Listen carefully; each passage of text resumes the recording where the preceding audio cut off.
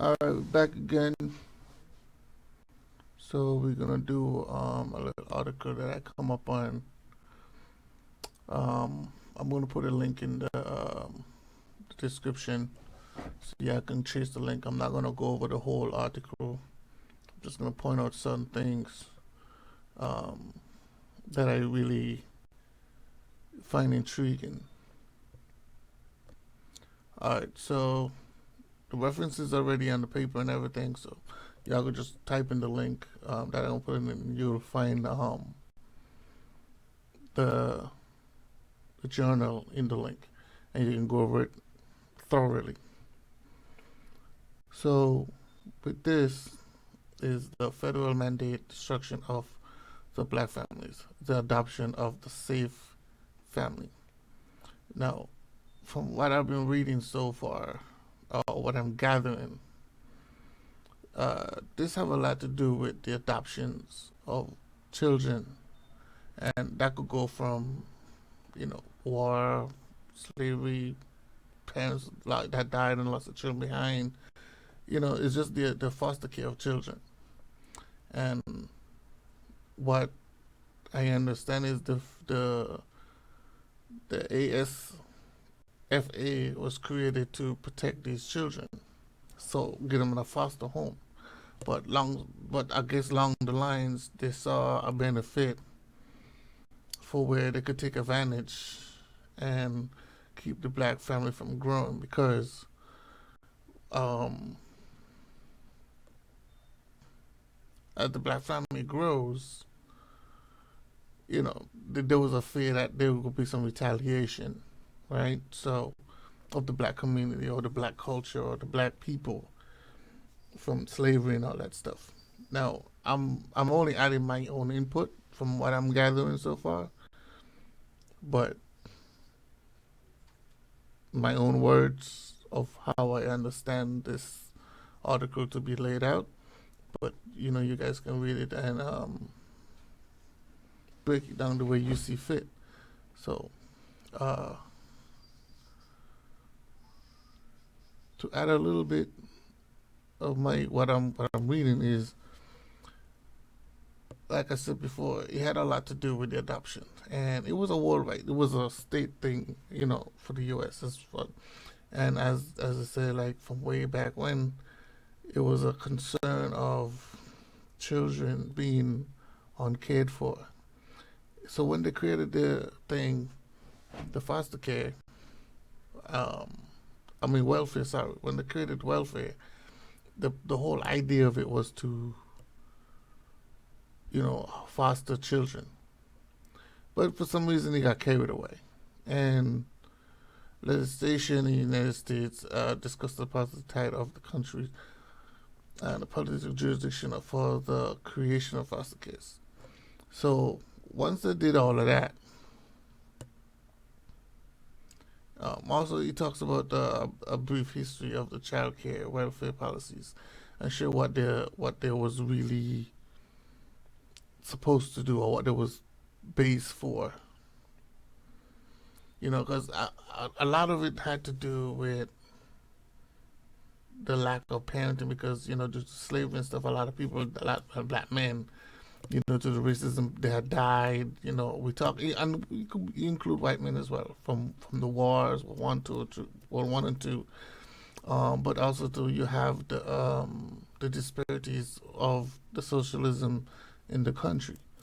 So there was a lot of killing and stuff going on, and fathers was dying, leaving their black mothers alone with the children, or the children be dead. The mother and father would die, and the kids would just be there alone. Now, this does not exclude whites, but whites have a predominantly two-parent home compared to, and as well as a community, as well as compared to the black community, because there was more on the struggle page. So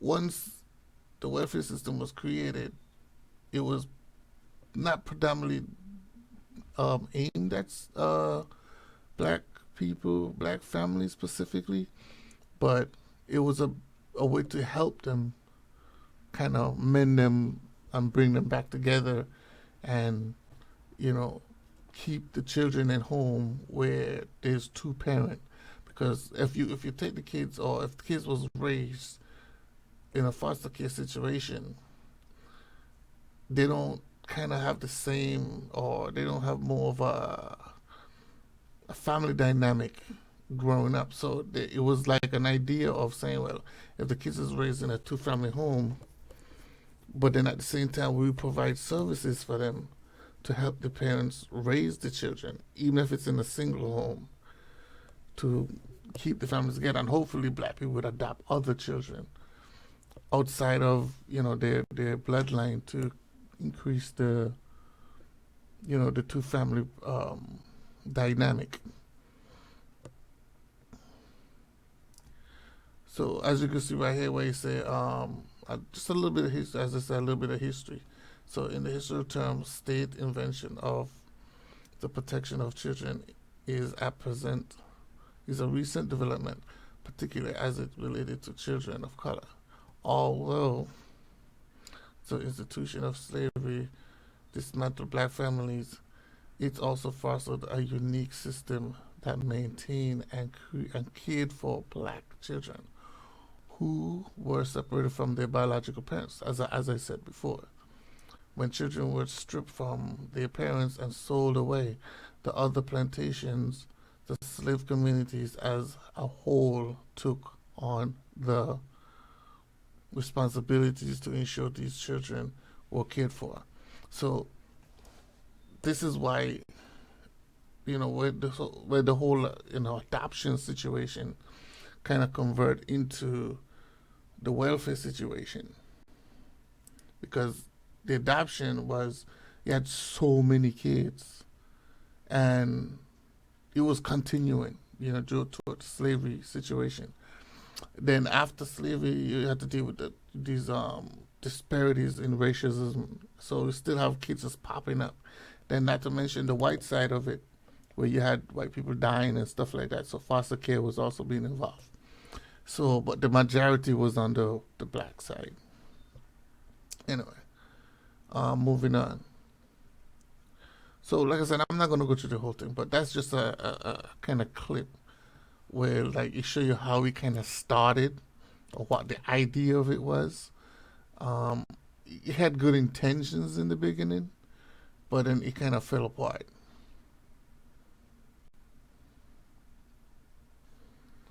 Right? All right, so when we go to the 1980s now, this is when this is the Adoption Assistance and Child Welfare Act of the 1980s. Now, this is where the welfare really kind of kicked in and started playing a part in changing the policies in the welfare and how it's supposed to work.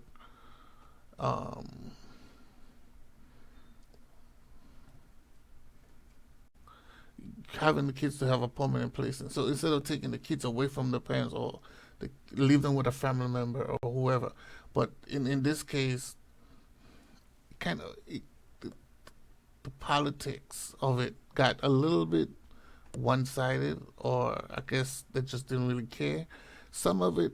A lot of it have to do with the rising of the black community, or the rising of the black liberation. So they put things in place to keep them from rising.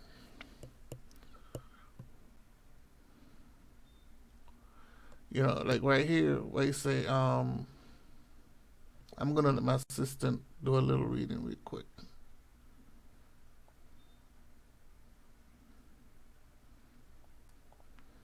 So, all right, so I'll start from right here.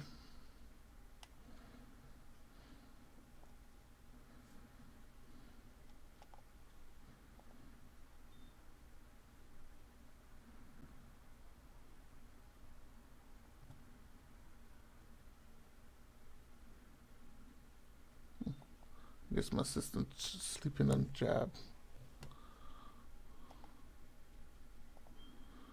Established kinship foster care as a means to deal with the increasing foster care population. He didn't. All right, so we're gonna just do it this way. So in 1979, the Supreme Court in the Miller v.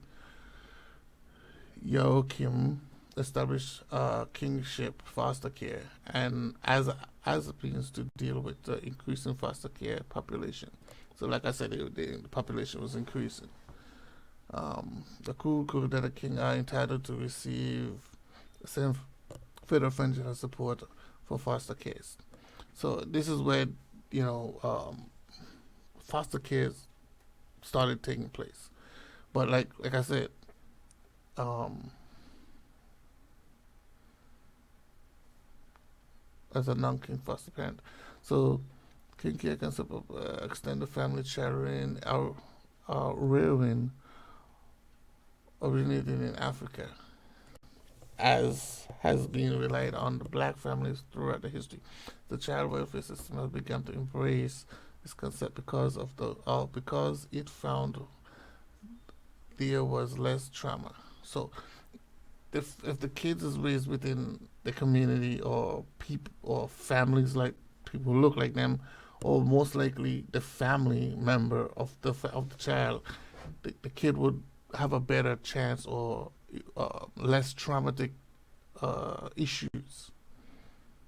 So the life would be more, comfortable, right? But no, I'm gonna skip a lot of this stuff. So I just wanted to point that out just to show. So when it comes down to um,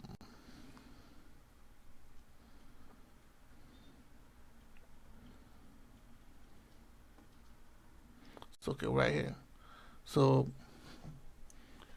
in the geography arena, politicians vehemently attack public assistance program, and the attack includes a very strong social element. They are proliferated the racist notion that black people were living off the system. This is like, remember that they already put the system out there.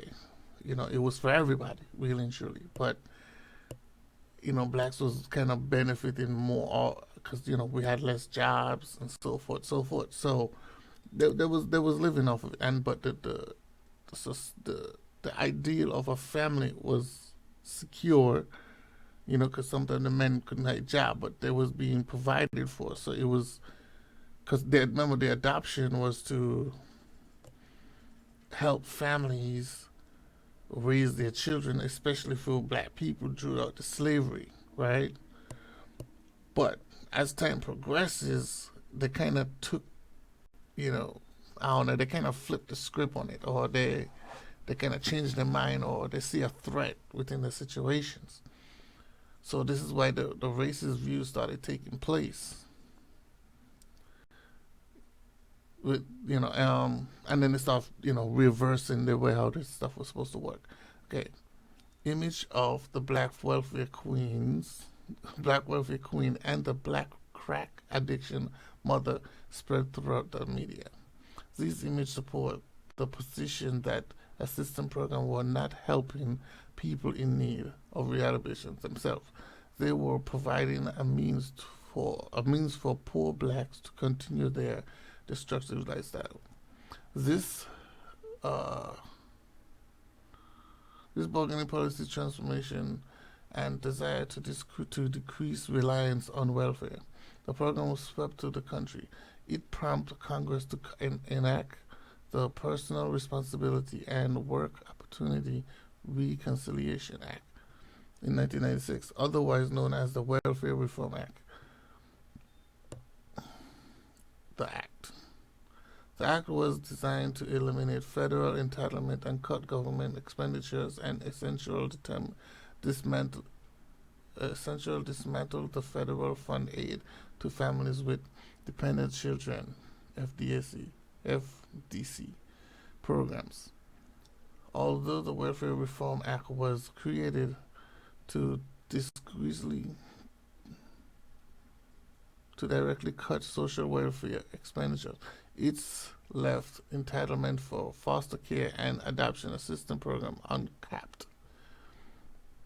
So, as you can see, that's the racial thing started popping up, and a lot of that played into the separation and the poorness of families. So they kind of had to make a decision because, like when they mentioned the part with the whole crack epidemic and stuff like that, around that time when they took away the jobs and they was outsourcing the jobs overseas and stuff, the people who was morely affected, everybody was affected, but the people who was morely affected was the black community because there was the one who was out of job at a higher number, higher rate. So that's where the welfare came in. And they started providing for these families. But then the welfare, then they started, the crack epidemic hit, it started affecting those families as well because they wasn't making enough money, there was the ends meet, they had nothing to do, some schools, all of this stuff, gangs was being created. Then the country was flooded with gangs and kingpins and drug lords and all this stuff. So all these things was influencing.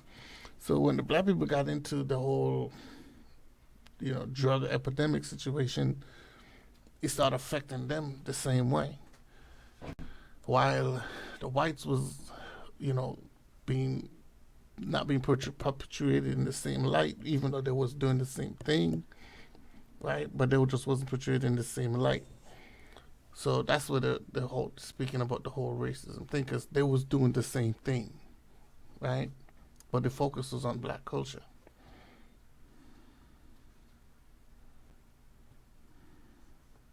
So the inclusive positive belief was that it was better to place children out of their homes instead of working to correct the social ills. That requires the state to intrude into the homes in the first place. Newt Gingrich, the Republican Speaker of the House at the time, echoed this sentiment when he argued that the government fund going to children born to welfare mothers should be diverted to programs that would be put their babies up for adoption or place them in an orphanage.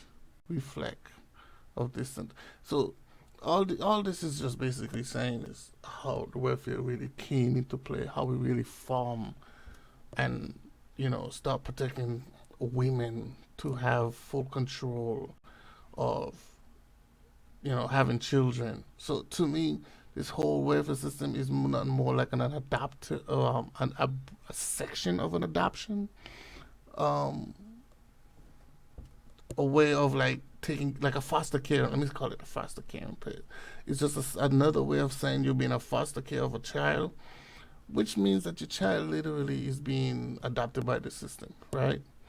To me, that's how I get it. That's how I'm looking at it. So welfare is nothing more like a foster care, but the issue is that they make it they actually force it upon families to be under the welfare, where women, because they didn't have to take it, where women choose that because it gives them more leeway and a little more freedom of choice to do what they want to do. But the backhand to that was there was no men allowed to be in the household. Because even here, where they say the Adoption and Safe Families Act, where he talks about how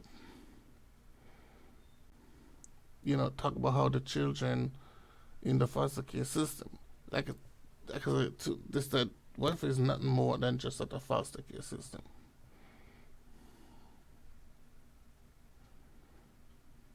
Right? So anyway, I'm not gonna go through the whole thing. Um, like I said, the link gonna be below. I am adding my own opinions on there, but you guys can read the information for yourself and make your own judgment.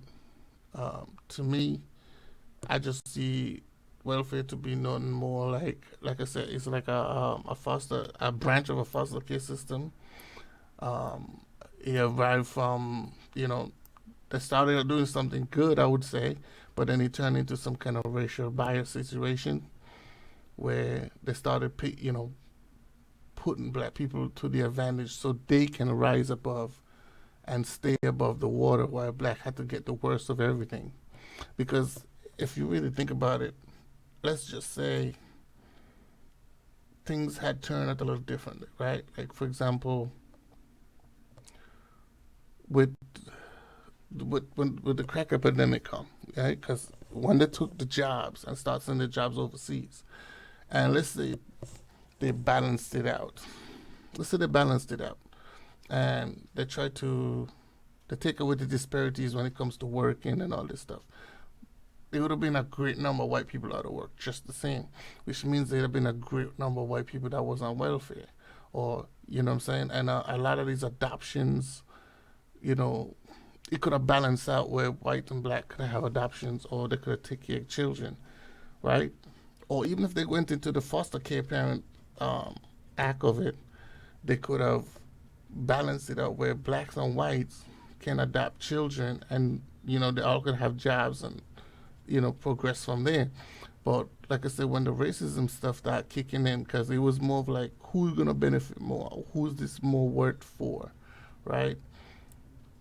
It affected the black people more because they was getting the least of everything. They was getting the less of nothing. So they had to scrape and scrabble for what they had to scrape, and basically they basically took whatever they can get, and in that sense they kind of destroyed the family perspective because then they had to take. Then when they start changing all the policies and different things along with the whole destroying the black families because they don't want them to uprise, they had to eliminate the man because the man is the establisher for superiority, right? So if the man is not there, you know, you can always manage or maintain the woman because the woman always have to look for that protection of the community or the man. But if the man is not there or if the community is not really in the same protection line, then she have nobody to go to but to just submit to whoever, which means she's gonna suffer or die. And that's really what the whole nation of this whole thing was. So it had a lot to do with racism. Mainly, the focus of it is about racism, right? But also, too, it have a lot to do with like I'm putting aside. The other side of it is if you have a society of people, which is your people, and another group of people that's not your people, you kind of want to look to protect your people versus the other people. So you're not gonna let other people suffer to the maximum, but you're gonna give them something. But you're gonna make sure your people get the better of everything, and then really and truly, that's how I look at it. I look at it where the white people was trying to protect their people, even though a lot of the jobs was fading away, and there was also getting welfare just the same, right? Especially for a lot of those white kids that was a base for adoption, and they needed these foster care parents to take in these kids, and they was giving them money once taking these kids to take care, you know, to support these kids. They say, you know what, you know, for my people to be successful, I'm not gonna put the restrictions on them the same way I'll put restrictions on the people that's not part of my social group or my race of style of people. So, to me, that's what I get from this. That's how I understand this. It was a sense of protection to their people versus the other side, and of course they're gonna choose to protect their people. Was it right? No. Could they have done it different? Yes. But the results for what they have done and the changes that they made to break up the families, especially in the black culture, and not maintain the support or have the men to be a support to the woman and children, it made a big deal. It's a big deal, and this is the result that we have in 2022. This is why we're having these issues that we have right now because women now had to, which they took the I will say some of them kind of just run with it. Some of them just choose it because of circumstances, but at the end of the day, they have to they have to be accountable or responsible for the choices that their foremothers had made, right? And be like, okay, well now we gotta make a change. We took advantage. We did this. We did that. Okay, now we're at a point where we can be able to bounce back. Let's now reverse this and put the black men back in the position where they're supposed to be. But the women are so convoluted now with their mental stimulant masculine ways. It's kind of hard for them to reverse, you know. And I'm not saying that black women and black men wasn't can't work together, because we've been doing it. It's just that the women today, they're living a lifestyle where if they was to depend on black men, where black men would dominantly make a little less, or they're a little bit not leadership role in that sense, you know, they don't want that.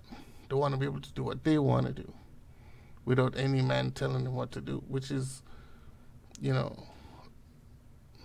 which is bad for the community. But I'm gonna end it here. We might go. I'm gonna do another part. Um, you know, because like I said, it's like 300 pages long, but it's very, very informal,